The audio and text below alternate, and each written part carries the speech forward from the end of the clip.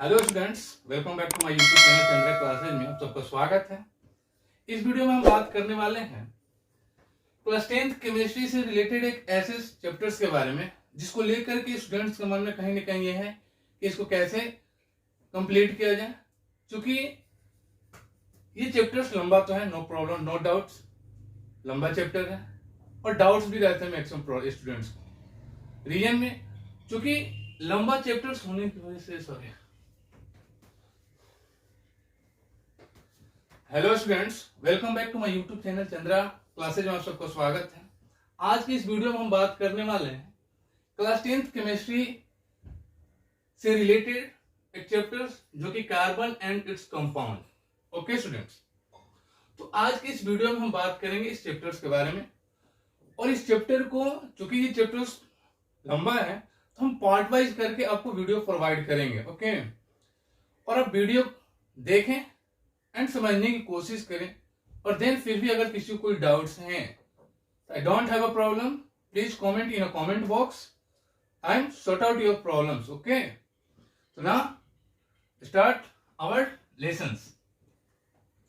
Carbon and its compound. Start करने से पहले एक बात कि जैसे कि आप जानते हैं कि अभी जो नंबर ऑफ एलिमेंट्स है, आई थिंक वो मोर देन 100 एलिमेंट्स है। In out of more than 100 element, why we study only about a carbons? इतने सारे कार्बन्स की वैरायटी, ये एलिमेंट्स होने के बावजूद क्यों हम केवल कार्बन्स के बारे में डिस्कस करें? That is the main reason. तो इस चैप्टर्स के अंदर में ये भी हम डाउट्स आपका क्लियर करें कि why we discuss only about a carbons, not only other elements.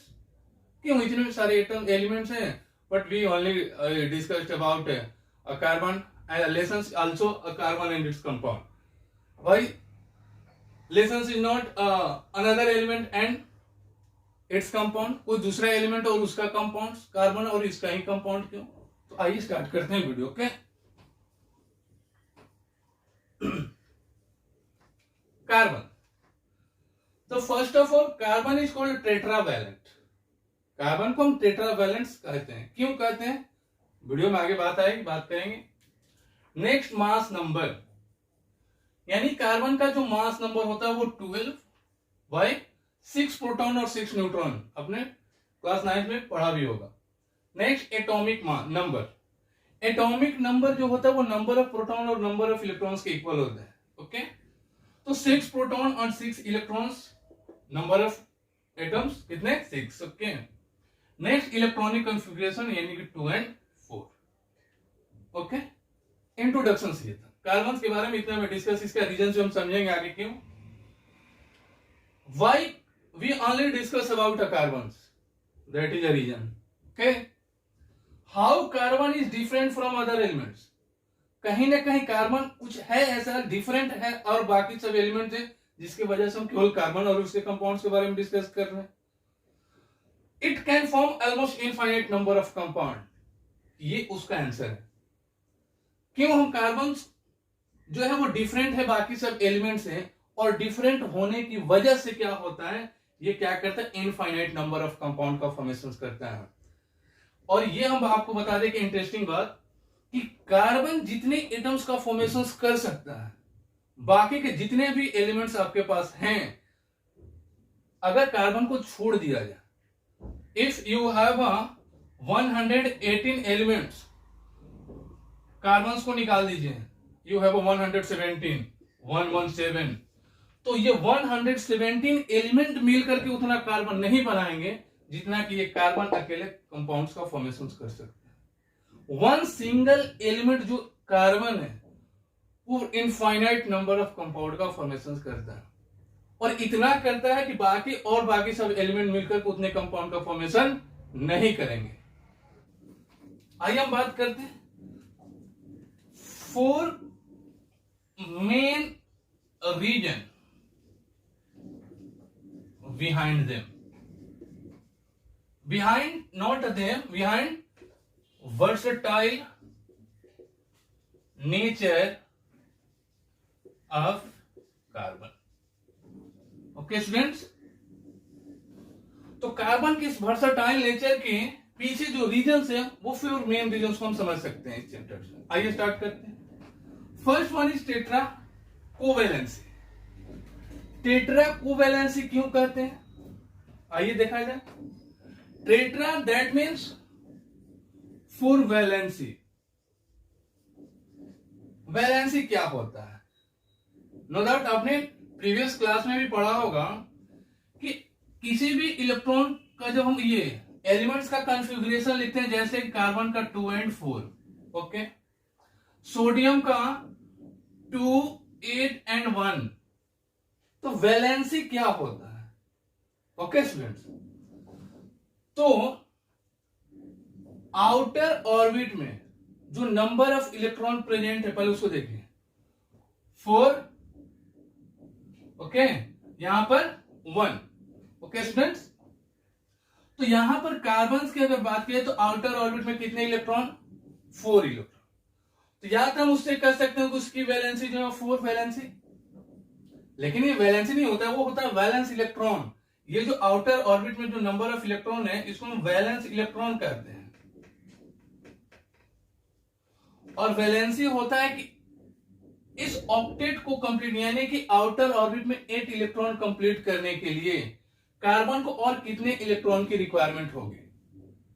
Total हमें 8 कंप्लीट करने होंगे, और 8 कंप्लीट करने के लिए या तो एलिमेंट जो है वो इलेक्ट्रॉन को डोनेट करते हैं, अदरवाइज इलेक्ट्रॉन गेन करते हैं, नहीं तो क्या करेंगे, वो शेयरिंग करेंगे। ठीक है, तो ये डोनेट भी नहीं करता, ये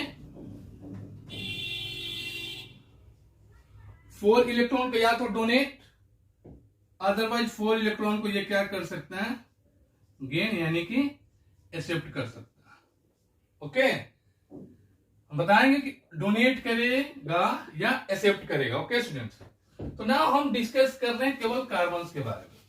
ओके, तो ये जो 2 और 4 आपको दिख रहे हैं, तो ये ऑक्टेट कंप्लीट करने के लिए 4 इलेक्ट्रॉन को गेन करेंगे, लॉस करेंगे कि लूज करेंगे, उसके बारे में हम डिस्कस करेंगे। तो देखिए, तो ना तो ये कार्बन डोनेट करेंगे 4 इलेक्ट्रॉन्स, और ना ही ये एक्सेप्ट करते हैं, ये करते हैं शेयरिंग।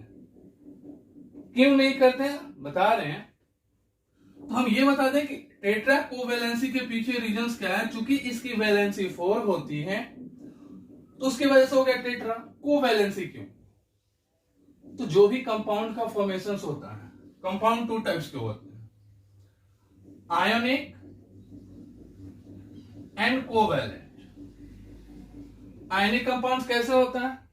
जब इलेक्ट्रॉन्स का लॉस हो और कोई उसको एक्सेप्ट करने वाला, कोई जो डोनेट कर रहा है उसको एक्सेप्ट करना, जैसे NaCl फॉर्मेशन होता है Na+ और Cl-। तो ये होते हैं आयनिक कंपाउंड जिसमें आयन हो, पॉजिटिव और नेगेटिव आयन। और कोवैलेंट्स क्या होते हैं? जहां कंपाउंड का फॉर्मेशन हो इलेक्ट्रॉन के शेयरिंग से। ओके, तो कार्बन जो है ना तो वो इलेक्ट्रॉन को लूज करता है और ना ही गेन करता है। क्यों नहीं करता है हम बता रहे हैं। तो वो करता है शेयरिंग, इसलिए इसको कहते हैं कोवैलेंट बॉन्ड। ओके, तो 4 valency and covalent bond overall लेकर के इसको कहते हैं 4 की वजह से टेट्रा और वैलेंट कोवैलेंट कंपाउंड की वजह से को। Okay, tetra covalency. ओके, अब आइए बात करते हैं कि वो क्यों नहीं लॉस करते हैं। कार्बन 4 इलेक्ट्रॉन को डोनेट भी नहीं करते और एक्सेप्ट भी नहीं करते। क्या रीजन है? जैसे मान लीजिए ये हमारा ये कार्बन का हमने फिगर ड्रॉ कर दिया, उसका एटॉमिक स्ट्रक्चर 1, 2, 3 एंड 4।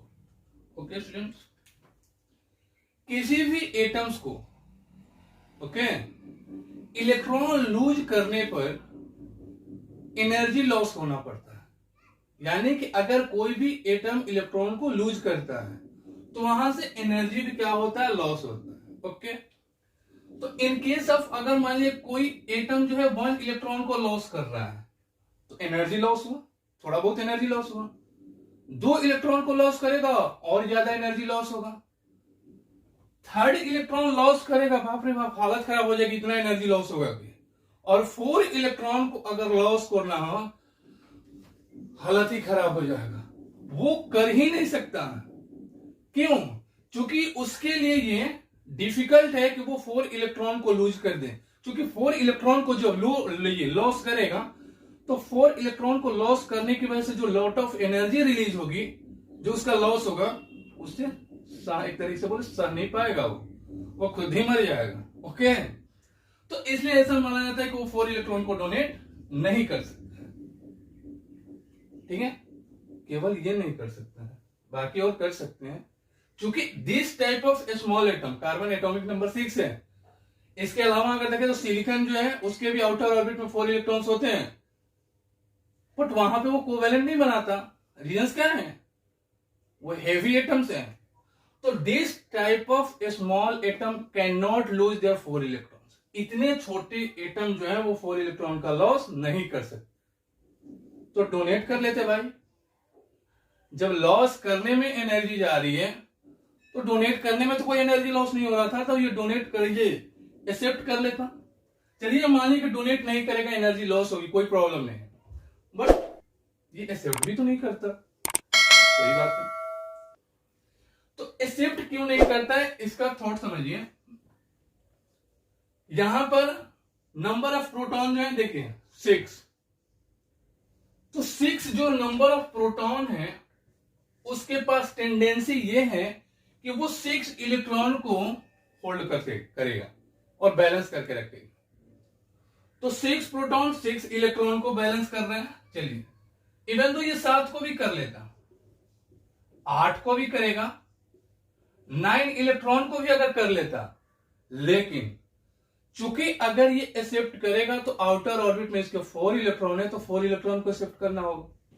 तो ऑलरेडी इसके पास 6 है और 4 इलेक्ट्रॉन लेकर के, यानी कि नंबर ऑफ इलेक्ट्रॉन कितना हो जाए 10, और 6 प्रोटॉन 10 इलेक्ट्रॉन को होल्ड नहीं कर सकता। ओके, यानी कि उस प्रोटॉन के पास इतनी कैपेसिटी नहीं है कि वो 6 प्रोटॉन 10 इलेक्ट्रॉन को वहां होल्ड कर सकता है। आई बात समझ में?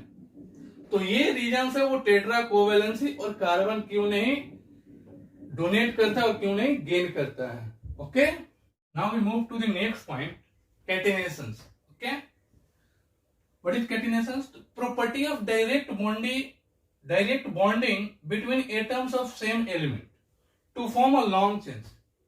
यानी कि सेम एलिमेंट्स के, ठीक है, तो सेम एलिमेंट्स के जो डिफरेंट एटम्स होंगे उनका डायरेक्ट बॉन्डिंग और मिलकर के जो एक नया फॉर्मेशन चेन करते हैं। चेन मतलब तो उसका ब्रांच, जैसे कार्बन जो है ये लाइक दिस कुछ इस तरीके से वो फॉर्मेशंस कर सकते हैं, लाइक इधर भी हम कर सकते हैं। तो इस तरीके से वो क्या कर सकते हैं, एक लॉन्ग चेन बना सकता है। तो कार्बन के पास ये भी एक प्रॉपर्टी होती है। ऐसा नहीं केवल कार्बन के पास ही ये प्रॉपर्टी होती है कैटेनेशंस, बट हाँ कार्बन के पास भी ये प्रॉपर्टी होती है। तो दूसरा रीजन ये। Number 3, polymerisations. Polymerisations most important for exam point of view. What? The process of attachment of monomers. Monomers क्या होते हैं ना, मोनोमर्स क्या होते हैं? The process of attachment of monomers to form a long monomers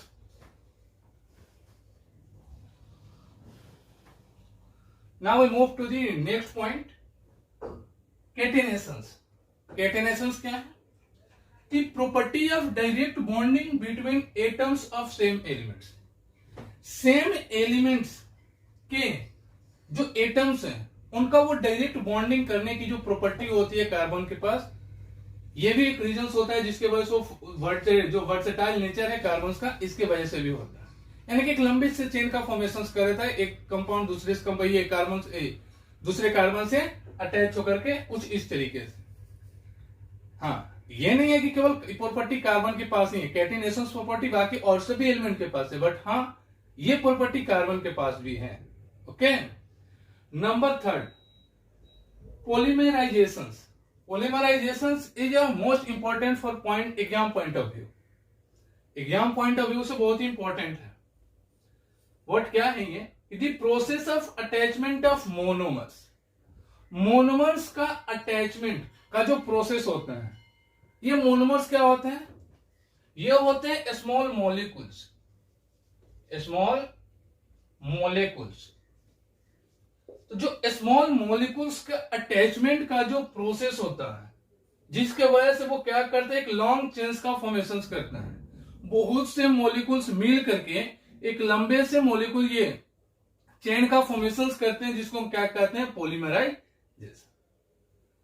इसका common example जो हम लोग लेते हैं, जैसे ये कार्बन कुछ ये, ओके, एन, ये फॉर्मूला जो है इथीन है, इसके बारे में हम लोग आगे इस चैप्टर्स में डिस्कस करेंगे। इथीन है, ओके।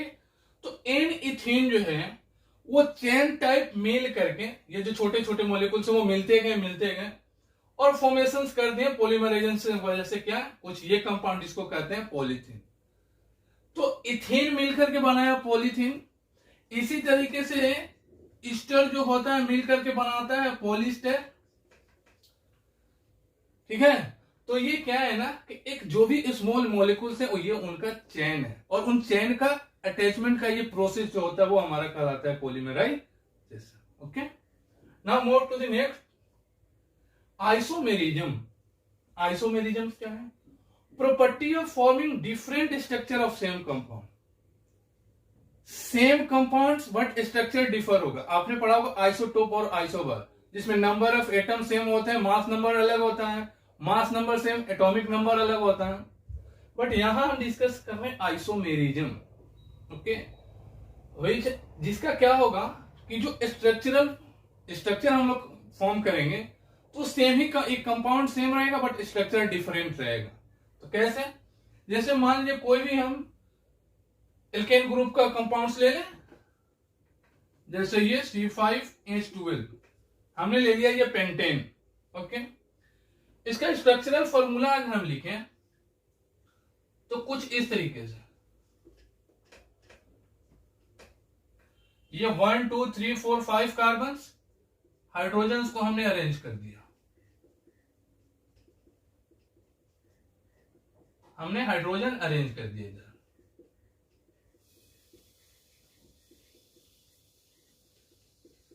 ओके। 1 2 3 4 5 6 7 8 9 10 12, ओके। तो सेम चीज को हम ऐसे भी ये कर सकते हैं, इसका स्ट्रक्चरल फॉर्मूला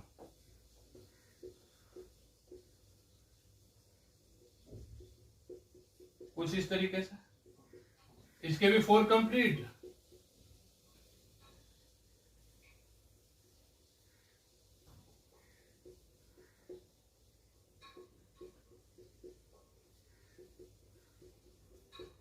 कुछ इस तरीके से, okay. Students, these are the 4 main reasons for the versatile nature of carbons, okay. Next video में हम जब आएंगे तो इसके आगे हम कंटिन्यू करेंगे, ओके। अगर इस टॉपिक से रिलेटेड किसी भी को भी कोई प्रॉब्लम्स हो तो प्लीज कमेंट बॉक्स में कमेंट करना ना भूलें। नेक्स्ट वीडियो में हम आपका डाउट क्लियर करेंगे, ओके।